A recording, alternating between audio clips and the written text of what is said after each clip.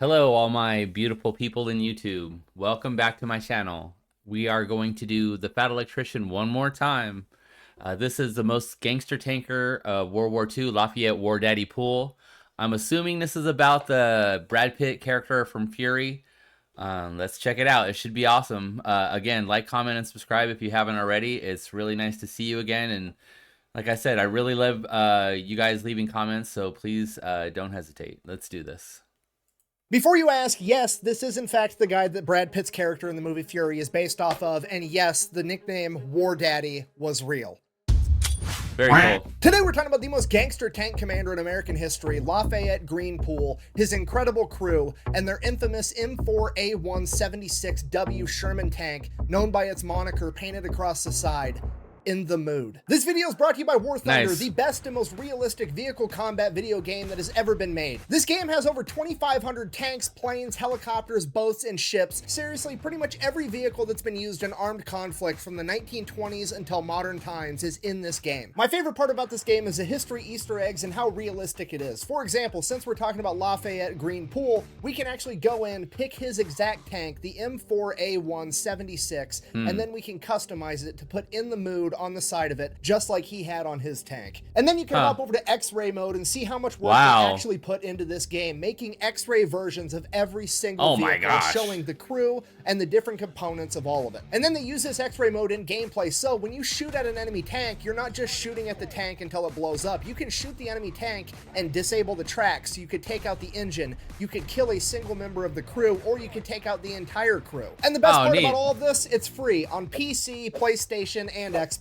So if you decide you want to give it a try, I will have it linked in the description down below, and when you use my link, you're going to get a bunch of free stuff unlocked right off the bat. Vehicles, skins, in-game currency, everything you need to get started, so go check it out. Let's get back to the video. Once upon a time, July 23rd, 1919, two twins would be born, John Thomas Poole and his younger brother by 5 minutes, Lafayette Greenpool. They both spent their entire childhood growing up in Texas. The Great Depression happened when they were 10 years old. Despite that, they were both star athletes in middle school and high school, and then when they graduated from high school in 1937, John and Lafayette, the two brothers, wanted to join the Navy together. Like everything else they'd done in their life at this point, they go down to the local recruiting office together and they both sign up for the US Navy. Then they go to get their physicals. John passes with flying colors, but Leigh, on the other hand, is rejected because his eyesight isn't good enough because he has one bad eye from an injury from when he was younger. Which is turning into a weird pattern at this point because there's a shocking amount of badasses that are originally rejected from the US military for apparently having bad eyesight. I mean, off the top of my head, we've got Lawson Red Ramage, the first submarine commander to earn the Medal of Honor, which I don't know why your vision needs to be super good inside of a submarine, but whatever. Then we've got Willis Ching Lee. Yeah, I did a reaction to the Ching Lee one. Yeah, and it's true what he was saying about people not, holding up to the physical standards and becoming badasses in the military. It's pretty common thread. It seems to be happening a lot. Literally an Olympic sniper that was the greatest battleship commander of all time, that after he had won the Olympics for sharpshooting was told that his vision wasn't good enough. And then of course we have Jay Zemer, Medal of Honor recipient, the pilot of the most decorated air crew in US history that was also rejected because his vision wasn't good enough. And now we have Lafayette Greenpool, the greatest American tanker of all time, also being rejected because his vision just isn't quite good enough. Now, that being said, here's where Poole's just a little bit different from those other heroes. He's trying to join in 1937. World War II has not kicked off yet, so he's not overly motivated to join the military. So, unlike the other three, he does not cheat on his eye exam to get in. He decides that he's just going to go off to college and become an engineer. So that's what happens. John ships off to go get trained for the Navy. Leigh decides he's going to stay around town. He helps his parents out on the farm. He goes off to college to become an engineer. And he also decides that he's going to start boxing to earn some extra money on the side. And over the course of the next 3 years, he never loses a single match because he is an incredibly talented boxer. Then, September 16th, 1940, America decides to reinstitute the draft because World War II is looming on America. Because I happen to love boxing. It's a very good metaphor for life. So it's the sport I really love the most, more than any other sport. So this is very interesting to me. Let me rewind it just a couple seconds. institute the draft because World War II is looming on America. Because of this, Lay decides that he's going to try to join the military again, but he's concerned that the Navy still has records of him failing his vision test from a couple of years ago. So instead, this time he goes to an Army recruiter, gets signed up, goes to the physical, and this time he does what all great American heroes do. He cheats on that eye exam and he passes. Seriously, the impact that a bunch of dudes cheating on the eye exam to get into the military has had on the world that we live in today is profound. So Poole ships off to training. He excels at everything he does, and then every time he gets leave, he's always going out and taking boxing prize fights to win more money on the side. So he finishes training, gets assigned to the 32nd Armored Regiment, where he rapidly becomes a sergeant and a tank commander, again continuing to box every second he can. As World War II ramps up, the 32nd Armored Regiment's training gets more and more intense as they get put in different climates in different places all over the country. They train in Louisiana, they train in Pennsylvania, and now they're out in the Mojave Desert in California. And he keeps talking about him boxing. I wonder what that's going to mean later on in this video. That's who he is. He's a 6'3" boxer that's 41-0. He's never California. And at this point, Poole's developed quite a name for himself. Everybody knows who he is. He's a 6'3" boxer that's 41-0. He's never been defeated, and he is one of the best, if not the best tank commander that they have. And because of this, he gets a little bit of sway with how things go. So he actually goes out and starts picking his own tank crew, and he picks the best of the best. In the driver's seat, he's got 24-year-old Private First Class Wilbert Richards, aka Baby, a nickname that he got when the crew was out for dinner one night at a diner, and the waitress looked at him and said, "I didn't think they let babies join the army." Despite having a baby face, Poole said that he was the best tank driver in all of World War II. He was so good that he could parallel park a Sherman tank in the middle of downtown New York during rush hour traffic. In the gunner's seat, we have Willis Ollier, aka Groundhog, a nickname that he got in the Mojave Desert because he constantly wore his goggles and had dirt rings from the goggles around his eyes at all times. He is the oldest man in the crew at 28 years old. He was a factory worker at an ammunition plant. He was exempt from the draft, but he wanted to go to war anyways, so much so that he had to go to the government to get permission to quit his job so that he could be in that tank. At loader, we've got 21-year-old Delbert Boggs, aka Jailbird, a nickname that he got because he was allegedly there because the judge gave him the option of go to war or go to jail. I don't think they do that anymore. That's not an option for people anymore. I remember when I was growing up, they used to have people that say either go to jail or join the military, which was always really strange to me. But I've never met anybody that happened to before. I don't know if that's ever happened to any of you. Standing at only 5'6", 120 pounds, Jailbird had probably the most physically demanding job in the entire tank crew. Despite his stature, he was able to load that gun faster than Poole could say fire. And then at assistant driver and bow gunner, we have Arthur Reed, who has not quite earned a nickname yet. The crew then decided that their fearless leader needed a nickname too. Poole was already becoming a legend. He was an undefeated boxer. He was one of the best tank commanders America had, and he made sure that everybody in his crew was squared away and taken care of at all times. He took complete responsibility for them. He was just like their dad, and for that reason, they gave him one of the coolest nicknames ever, and the same one from the movie Fury, War Daddy. War Daddy, nice. Hey, don't fuck yourself, War Daddy. Cost is too high. Still only 40 bucks. Claim your free purple pigeon hooks today and satisfy that primal feeling to just... Unlike the movie, this is one of the few war movies I did see that are kind of current. It's kind of a grittier movie. I don't really like the real gritty ones too much because it just, some of the realism just gets to me sometimes, man. But Fury was definitely a good movie. However, Poole did not decide to name his tank Fury. He gave it a nickname that is 1,000 times cooler, and Hollywood decided to change for no good reason because they named their tank In the Mood. That's when so asked dope. what that meant later, Lafayette simply said, "That's just how I felt at the time. I was in the mood." So we've got the crew, we've got the tank, everybody has a cool nickname. It's time to get ready for war. They start training together super hard and become one cohesive unit. At this point, Poole, who's still been going out boxing every chance he can, ends up joining the Golden Gloves tournament, and he actually ends up winning and becoming a Golden Gloves champion, he must which be qualifies him for the national tournament in Chicago. At this point, the Army is willing to let him take leave and go participate in this national tournament because it looks really, really good for the U.S. military if they have an active duty sergeant that's a tank commander that's winning national titles for boxing. Poole, however, decides against it because he has his crew, he has his tank, and he's not going to let them go off to war without him. So he decides to forego his dream of becoming a national Golden Glove boxing champion and instead goes off to war. Because of that, he is then offered a slot as an officer, which he also refuses because he doesn't want to leave his crew. He decides decides that he's going to keep being an NCO so he can be a tank commander and go out with his guys. Shortly after that, they would all ship off to England in 1943. Once they get to England, they just keep training, getting ready, waiting for orders, and then in April 1944, a famous boxer by the name of Joe Louis, aka the Brown Bomber, comes over for a morale mission where he's going to box with some of the troops, you know, get everybody ready for war. Oh my gosh, he's going to fight Joe Louis. And he's probably going to try to hit him. Or get him hyped up, doing something cool, and guess who gets slotted to fight him? Yeah, Lafayette Poole boxes Joe Louis 2 months before D-Day. And if you don't know who Joe Louis is, he's literally one of the greatest boxers in the history of the world. This dude has 69 wins with 52 knockouts. He has one of the longest reigning title runs ever. He is on a different level than Lafayette Green Poole, for sure. Despite that, everybody's hyped. The entire regiment is going to show up to watch War Daddy go toe-to-toe with the Brown Bomber, and it's going to be the coolest thing that's ever happened. So they have this boxing match, and you have to understand, this is a recipe for disaster, because Joe Louis is just over here trying to do the right thing, help with the war effort, raise morale of the troops before they go off into battle. You know, he's being really cool about this whole thing. He's going from unit to unit, and he's boxing a new army guy every night for like months straight. So I mean, this is nothing more than a glorified sparring match to him. He's not going in there trying to actually hurt the army guy. Hopefully the army guy's not going on to hurt him. He's just... Hold on, so there was like wasn't it Max Schmeling who had beat Joe Louis, I think, when he was like partying or something a lot, and he was talking a bunch of shit, and Hitler had Max Schmeling like hanging out with him on all this other stuff, and then they finally had a rematch, and then Joe Louis just totally embarrassed that guy, and then Hitler put Max Schmeling on the front line or whatever. I think they actually made a movie called Max and Joe or something like that, because I think they were actually friends. But yeah, Max Schmeling, I think he was like, I don't know if he was actually a Nazi, but like he was this German boxer.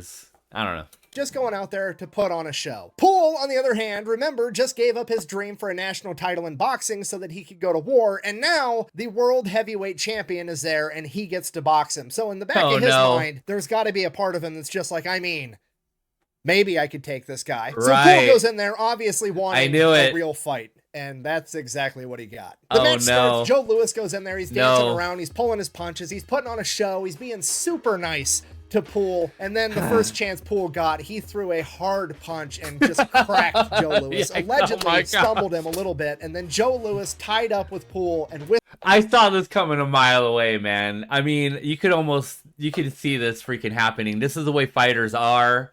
You know, just something inside them just like, fuck it, let's do this. And yeah, I could just see this coming. Whispered in his ear, I'm going to teach you a big lesson. The ref then broke him apart, and Joe Louis proceeded to beat the shit out of Poole in front of the entire regiment. Poole is later quoted as saying that he was turned any which way but loose by the Brown Bomber. Now, the silver lining is that Poole somehow managed to not get knocked out, which is an achievement in itself going up against Joe Louis. And just so we're clear, if you're not familiar with combat sports, Joe Louis is absolutely not being a dick right now. This is 100% expected. This is how everybody acts in that situation. And Lafayette Poole knew that's how this would go down the minute he decided to crack him, because he had like 40 plus boxing matches. He knew what he was getting into. He got exactly what he was looking for. Yeah, let me tell you something. If you know anything about boxing, this is very normal behavior for both sides. So that's what I'm saying. You could have saw this coming a mile away. And it's absolutely hilarious. And in War Daddy's defense, it is actually way cooler to say I got in a legitimate fight with Joe Louis and survived, even though I got my ass beat, than it is to say I had a glorified sparring match with Joe Louis one time. And pretty much everybody else agrees, and this serves to grow Poole's reputation even more. Big. Yeah. Oh my gosh. He'd be legendary.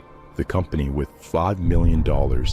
Fast forward 2 months, June 23rd, 1944, War Daddy and his crew would arrive at the beaches of Normandy 2 weeks after D-Day. For the next 5 days, they would make their way to the front lines, following the trail of destruction left by the Allied forces before them. And on the 6th day, June 29th, 1944, they would go out on their first mission, attempting to drive the enemy further back. Using a combination of tanks and infantry, they would drive off the main road through crop fields, and they would cut through the different fields, and each field was divided by this thin row of trees and bushes. It was called a hedgerow. As they go through field after field and have the tanks drive through hedgerow after hedgerow, making a path for the infantry, they would come through another hedgerow where seemingly nothing was any different. As they continued to advance through the field, as soon as they reached the midway point, the two corners of the hedgerow they were in up ahead of them would open fire. They had walked directly into a German anti-tank unit's ambush as they began taking fire from anti-tank guns, machine guns, and Panzerfausts, or tank punchers, which were an early German rocket launcher designed to take out Allied tanks. The Germans were so well camouflaged in the hedgerows ahead that they couldn't even be seen. The only thing they could fire at was the muzzle flashes of the Germans firing at them first. As the Americans began to return fire, In the Mood was struck by a Panzerfaust, but it was deflected off of its armor because they were too far away when they fired it. And then a second,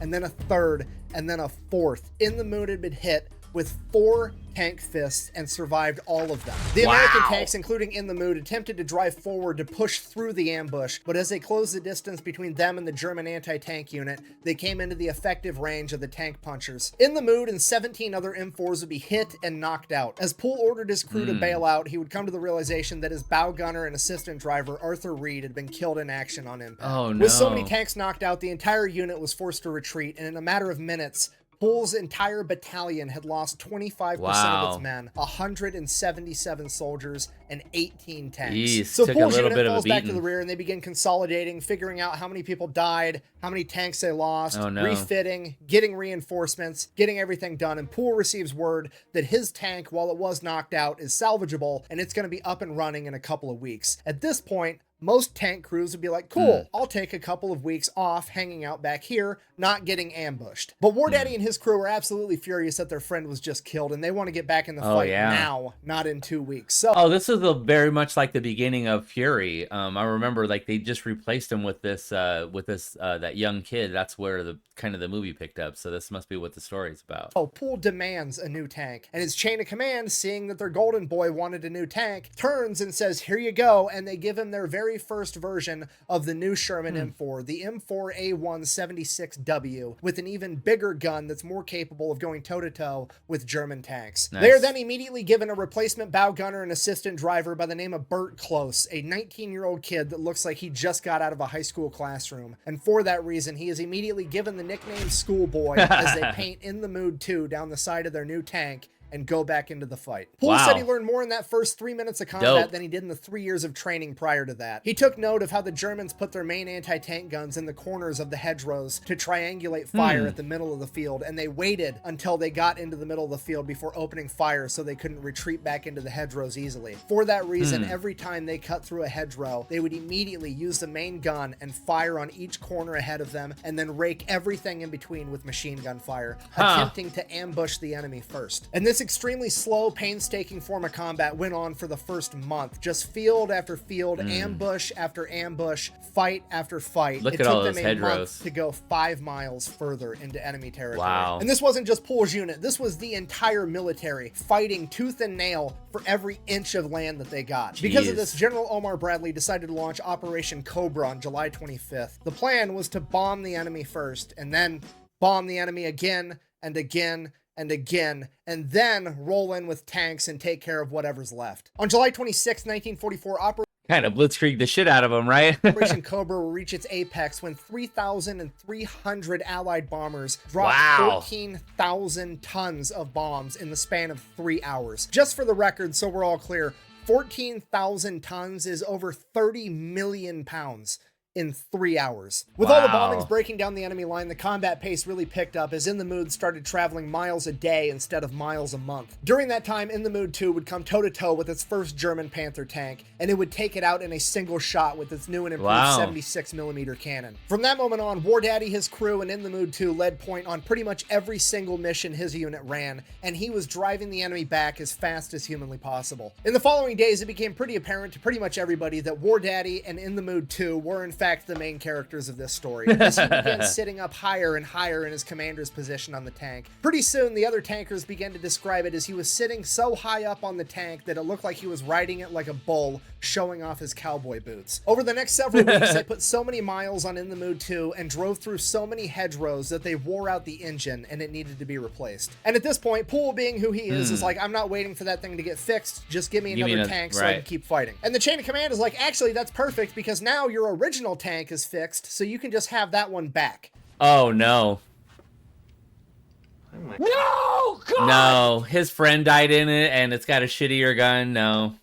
Pool immediately is like, no, absolutely not. It's older, it's slower, the gun is smaller, and most importantly, my friend died in the assistant driver's seat, and I don't want to look at that for the rest of this war. I'm not taking that tank. He was then given a direct order to take the tank, to which he's like, okay, fine. He then orders the rest of his crew to go over to In the Mood 2 and observe it getting fixed by the mechanics and having a new motor put in it, which is weird because they're not getting that tank back anyways, so why on earth is he doing that? In reality, he just wanted to make sure that his crew was somewhere so they couldn't get blamed with what he's about to do. So he goes over and picks up his new tank and then proceeds to immediately drive it directly into a lake. Oh, yes. I mean, technically, we don't know that for sure. The only official documentation as to what happened to this tank is from the maintenance crew, and it says, whoops. Play dumb, right? Yeah. and I quote, the vehicle was believed to have been driven into a lake. I'm between Freebird and Skullshaver. Which is the better deal? Here are 3 reasons why...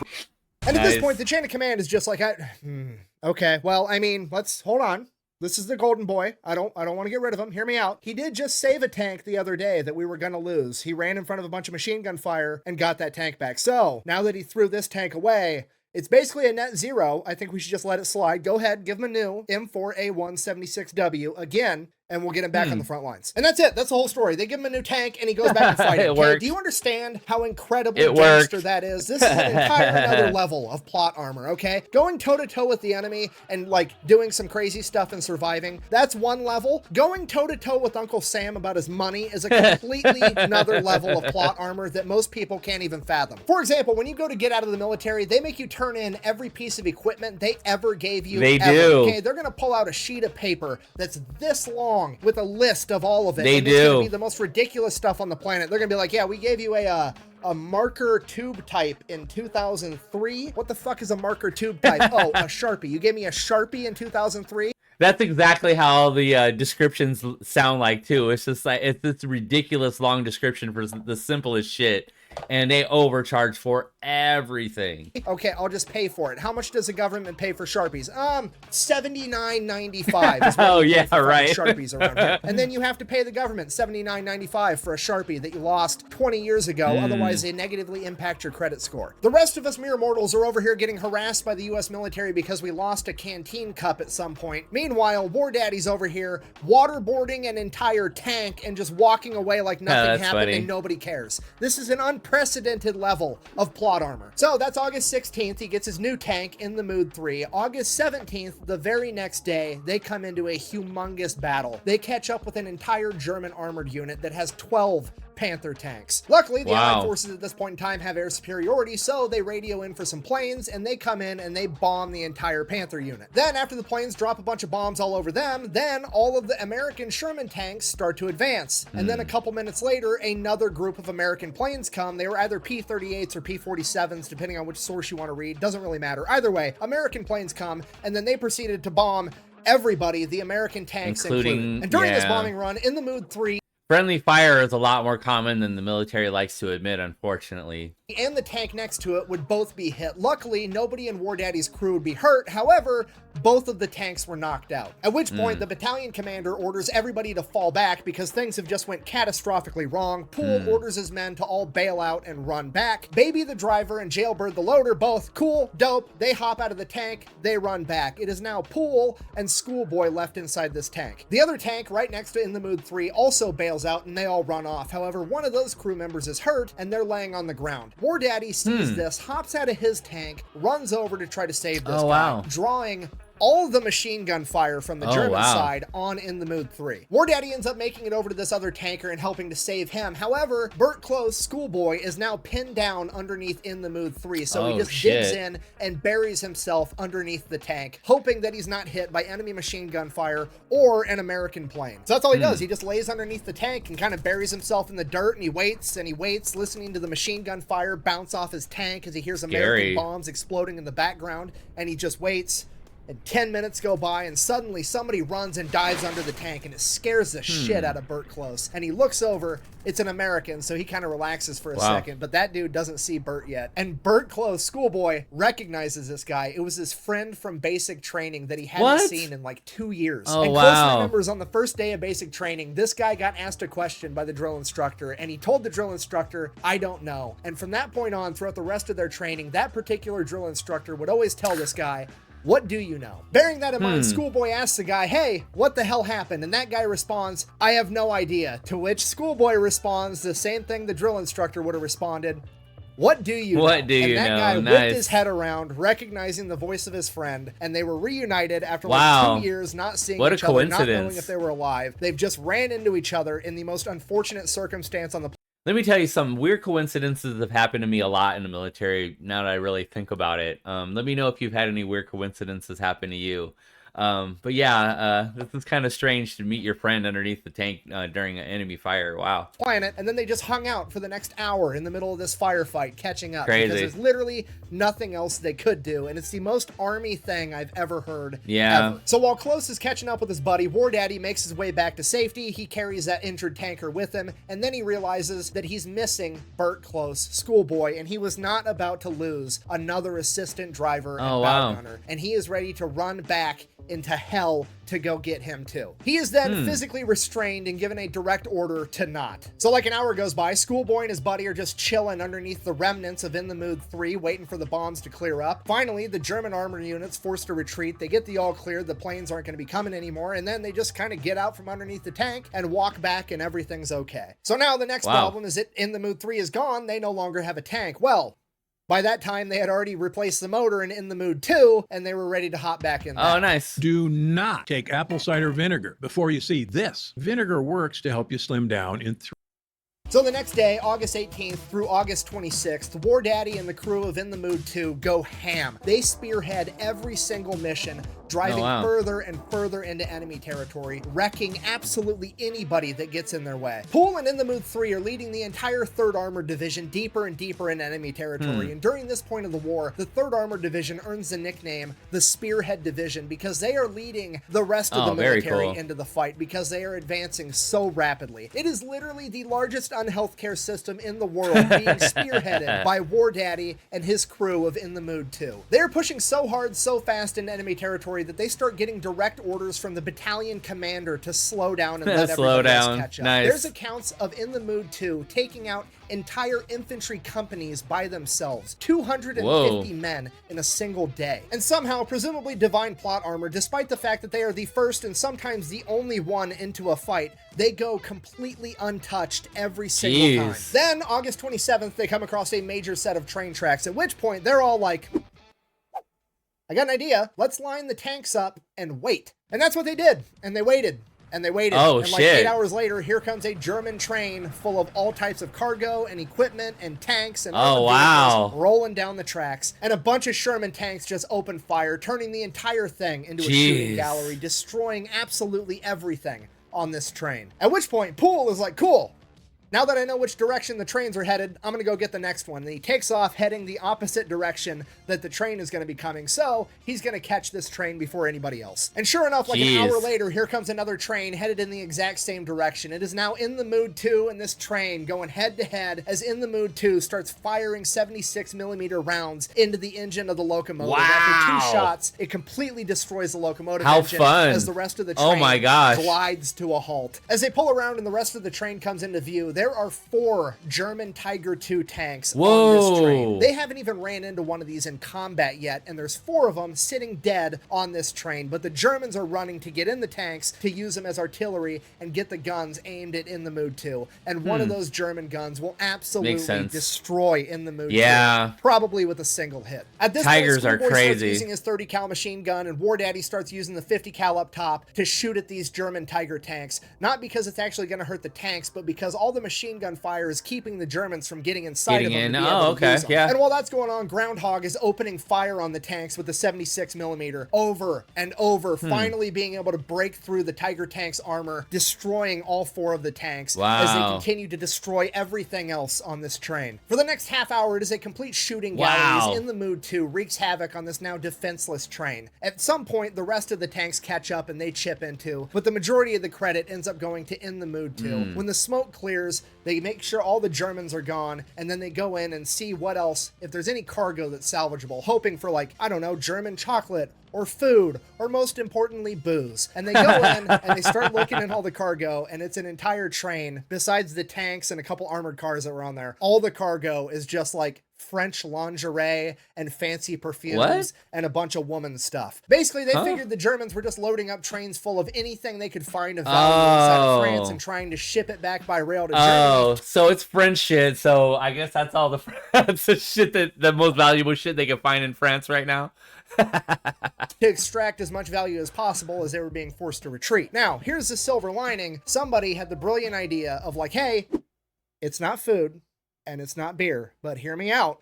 The entire 3rd AD is on. Girls are gonna want it. That's what it is. On its way to Belgium right now. And if we show up in Belgium and we give all the ladies there a bunch of French lingerie and perfume, we're gonna be heroes, and then maybe, just maybe, they'll wear it for us. Right. Ipso facto, there's now or an take entire it off regiment for of M4 Sherman tanks and armored cars full to the brim of fancy French lingerie and perfume headed to Belgium. Now at this point, while everybody else is loading up lingerie and perfume, the chain of command is having a meeting because War Daddy and his tank crew just took out an entire train pretty much by themselves, including 4 German Tiger II tanks. So we need to get them some kind of award. So it becomes clear to the chain of command that these are probably the best tank crew that America has right now, and they would do a better job of serving the country if they were sent back home and sent on tour where they could tell their story and help sell war bonds. And honestly, they've earned it at this point. So the chain of command then orders Poole to fall all the way back to the very rear and let everybody else handle everything from here on out. Fast forward 2 hours later,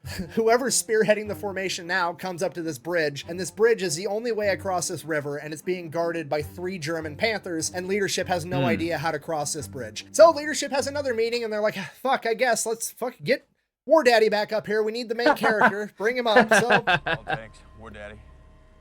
Looks like I'm in. Poole gets the order. He pulls out of the formation, drives to the very front again. Imagine that. Imagine like we need our ringer in on this, and they pull him out of the whole formation just to freaking kick these 3 Panthers' ass. He's been gone for a whole 2 hours. He gets to the front, gets briefed on what's going on. He evaluates the situation. He looks off in the distance. There's this big hill on their side of the river. So he's like, okay, you guys stay here. I'm gonna go handle this. So they drive up to the top of this hill. He now has a good view of the rest of the river, and he can actually make out one of the German Panther tanks. He can't see the other 2. He doesn't know how many are there. He just knows they're there. They're so well camouflaged, but he can see one of them. So he takes aim and he gets them ready, and he's like, we're just gonna rapid fire this entire thing. He opens fire, and as soon as he fires, there's another round in by Jailbird, and they fire again and again and again, and they take out this first Panther tank, and they do it so fast, and they fire so many times that all the other tanks think that they're getting ambushed, and they start retreating. There was only 2 tanks there. He sees them once they start moving, but those tanks take off, thinking that there's way more tanks than just one attacking them. Oh, because they're firing so fast. Kind of just sitting there like listening, hearing tank fire in the background, wondering what's happening. A few minutes later, Poole comes driving by again and just drives right across the bridge. So everybody else is like, okay. I guess it's okay now. Nice. And then they follow him, and then problem solved. War Daddy saved the day yet again. Unbelievable. At this point, Poole's probably thinking to himself, like, okay, this is the point where I'm supposed to stop, get orders. They're probably going to send me to the back of the formation again. And he's like, but I don't want that, because off in the distance, a couple miles ahead, he sees a German town, and he knows that that town is probably full of all types of important German supplies, because a second ago, they had 3 German Panther tanks trained on a single choke point. It was a pretty safe place to be. And he knows that if he can get there in a hurry, he can probably take out a bunch of more enemy objectives. So he just hauls ass straight into this town, right down Main Crazy. Street. And sure enough, there's 4 German ammo trucks full of German war supplies, and he takes out all 4 of them by himself as the rest of the unit is desperately trying to keep up. After a while, some of the other tanks finally catch up to Poole, but Poole keeps leading them deeper and further into enemy-held territory, and at dusk that night, they'd be ambushed by more Panther tanks. And that ambush started by one of the Panther tanks shooting directly at In the Mood 2. Luckily, it was a glancing blow, and everybody was okay. In the Mood turns, returns fire, and scores a direct hit, knocking out the tank as the German crew bails out. But the tank didn't burst into flames yet, and that's not acceptable. So, In the Mood 2 advances to shoot this tank again. As they hit it again, the whole thing blows up, as In the Mood 2 gets hit again from another Panther tank. And again, it glances off the armor, and everybody's okay. Unbelievable. But they don't know where the hell it came from because it's so dark out, they can't actually see anything. So now they're just waiting. And they're waiting, and they're kind of moving back and forth, and this Panther tank fires at him again, and they could see the muzzle flash. The Panther missed, and In the Mood starts returning fire just in that general direction, firing blindly. And after 4 or 5 rounds sent that way, they see an enormous explosion and flames as they had scored a direct hit on the enemy Panther tank with pure luck. Any remaining German forces are forced to flee, and that was the end of that battle. They bed down for the night, they get some more gas in the tank, they get everything fixed, they eat some food, and the next morning, they take off again, driving further into enemy-held territory. The next morning, War Daddy and In the Mood 2 take off, hauling ass with the rest of the tanks. Poole figures that those 2 German Panthers ambushed them because they were trying to protect something, and he wants to find out what it was. So, he keeps charging deeper and deeper into enemy-held territory, and that's when he comes across an entire German supply convoy. And yet again, War Daddy and In the Mood proceed to turn this entire supply... The damage that this one guy did with his tank, oh my gosh. Oh my gosh. Caravan into a shooting gallery. In the Mood alone is credited with destroying over 100 vehicles, 2 German Panther tanks, 2 other tanks, 3 German 88 anti-tank guns, claiming over 50 enemies KIA, claiming 63 as prisoners of war, and a ton of others wounded. When the smoke settles from this and the leadership gets to figure out what actually happened, it is decided that the In the Mood crew is all going to receive Bronze Stars, and Lafayette Green Poole is going to receive the Distinguished Service Cross. He would also be nominated for the Medal of Honor, but that was rejected for some reason. Something to do with being in a tank is a team effort, and he didn't do it by himself, so he doesn't deserve the Medal of Honor. The balls on this guy. I would give him the Medal of Honor. Which doesn't really make sense, but it never does. So, that happened. This is cannabis and mushrooms in a can. You ever tried anything like that? Oh, shoot! Let me try that! It smells good. Now from here, it's pretty smooth sailing. They don't have much contact with the German military. They're pretty much just going from town to town, hanging out in a town at the end of every night. However, In the Mood continues... He had his hand on her breast. That's so funny. ...continues to be the #1 spearhead of the entire division, and now, instead of being the first into contact, they're the first into every town, and that comes with its own unique set of rewards, because as soon as American tanks start rolling in, all the people come running out as they start celebrating that the Americans are here to beat the Nazis, and they start showering them with gifts, cheeses, breads, fruits, eggs, and most importantly, booze. So In the Mood gets first dibs on all the booze. This pattern repeats itself day after day for a little while, and then they eventually come up on a bigger city called Liège in Belgium. Once there, they take the city pretty easily, capturing 1,500 German POWs, and then they've essentially freed the town, at which point all the townspeople come rushing out to thank the Americans, and surprise, surprise, this city is full of very attractive young Belgian women. They start giving the soldiers gifts like food and booze, and in exchange, the soldiers break out the lingerie and perfume. Fancy lingerie and perfume that they liberated from that train a couple of days ago, and they start giving that back in exchange, and the entire thing turns into one gigantic block party that kind of ends up turning into a shit show, because all the soldiers spread out as they start sleeping with all these young women, showing them that inches are in fact better than centimeters, and everybody's just completely hammered. Which was fine, there was nothing wrong with that, right up until the next morning when the chain of command got the order to move out immediately. At which point the leadership, A, they're hungover, but B, they're kind of looking around, it's just like there's passed out people drunk all over the city, on the sidewalks, in the streets. It's chaos. The soldiers are all spread out because they all went home with different women. They don't know. I couldn't imagine my unit getting in this situation. Oh my gosh, it'd be so hard to police everybody up. This would be insane. Where like 75% of their soldiers even are. They radio back, they're like, we're we're going to need a couple of days to regroup. We had an issue in town here. So after that, they spend the next couple of days regrouping and getting ready to move out again. After they get regrouped, it's off to the Siegfried Line, the border of Germany, guarded by dragon's teeth, mines. Yeah, we covered this in the Joe Medicine Crow video. So yeah, this is a very, very crazy thing right here. This is Siegfried Line.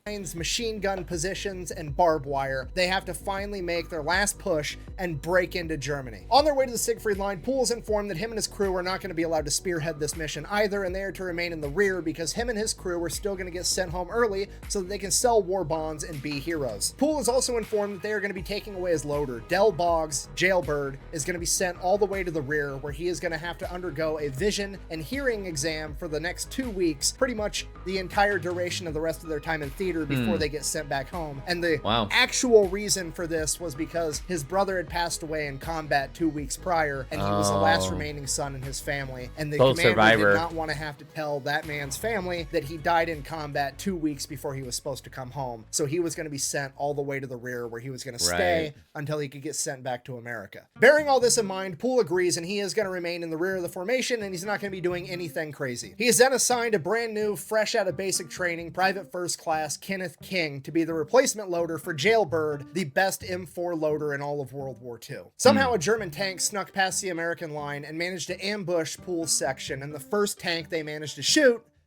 was in the mood. Poole immediately orders his crew to return fire, which they do, but the shell wasn't effective against the Panther, as he orders them to fire again, but Private First Class Kenneth King wasn't able to reload at the same pace that Jailbird was before him. So Poole orders Baby to throw it in reverse as he tries to get this kid more time to reload the gun. He ends up jamming the gun as the Panther fires another shell at In the Mood, and it punches through In the Mood and hits Private First Class Kenneth King directly in the head, killing him instantly. As Poole and Groundhog are both ejected from the tank, severely wounded, and the tank is still being thrown in reverse, being manned by nobody except for Baby and Schoolboy. Driving blind, they just continue to travel in reverse as another Panther shell hits In the Mood but glances off. After about 30 yards, they end up hitting a ditch and rolling the entire tank. While that's going on, Poole, who'd been ejected from the tank moments earlier, looks down to see that one of his legs has been completely shredded by the shrapnel. As he reaches into his pocket, pulls out a morphine syringe, basically a single one-time use dose of morphine, injects himself before pulling out his pocket knife and attempting to remove what's left of his leg. The nearby American tanks engage the German Panther, destroying it as a neighboring tank commander runs to Poole's aid. As Poole is yelling at him to go help the people in the tank, he doesn't. He runs up to Poole, injects him with another morphine syringe before calling medics to aid him. When the medics show up, they inject him with yet another morphine syringe.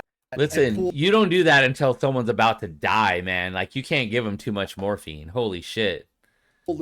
Loses consciousness. The rest of the In the Mood crew survives, and they end up ultimately getting reassigned to different tank crews where they remain for the rest of World War II. Poole, on the other hand, has to have his right leg amputated 8 inches above the knee, and he is sent back home, where he spends the next 22 months in the hospital battling different infections, rehabbing, and getting fitted for a prosthetic. By the time he's released from the hospital, it is 1946 and World War II is over. And he is then immediately discharged from the United States military because he now no longer has a leg. What made famous gunslingers like Wyatt Earp, Billy the Kid, and Doc Holliday such incredible sharpshooters?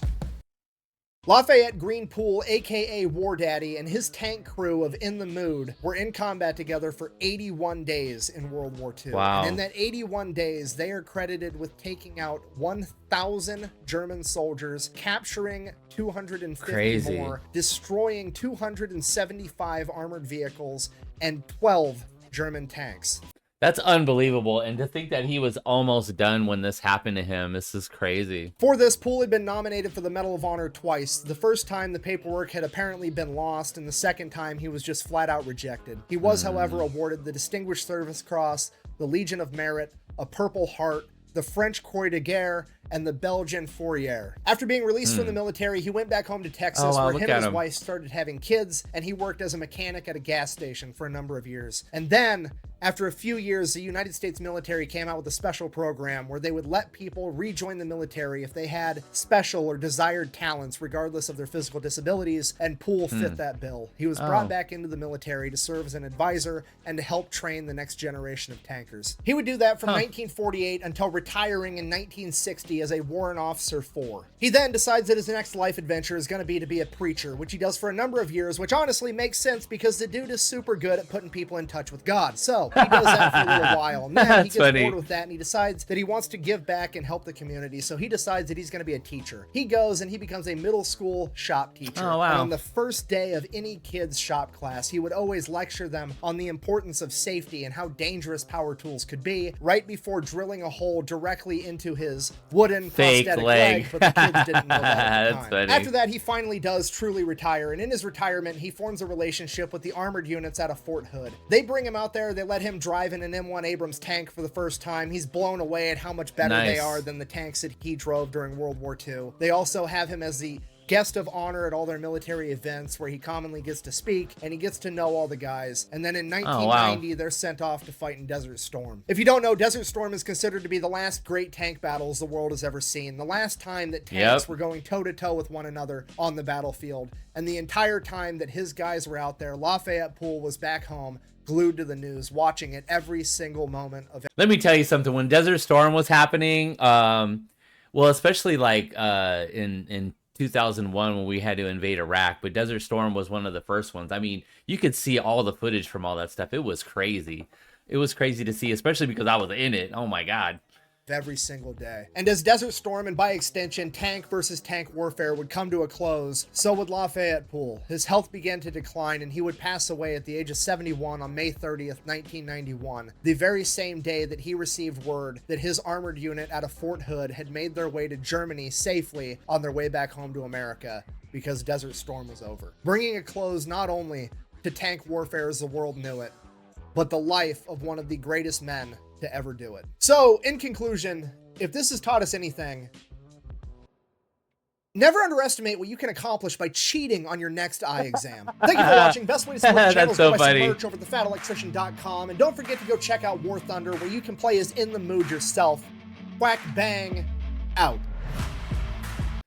All right, well, thank you for tuning in. I just Desert Storm and Desert Shield was kind of one of the shittier times to be in the Marines, because Desert Shield was so long, and then Desert Storm was only 98 hours. If you've never seen Jarhead, take a look at that movie and see how frustrated everybody was at the end of that conflict. So thank you for tuning in, and please come again and like, comment, and subscribe like I said earlier. I appreciate your time, YouTube.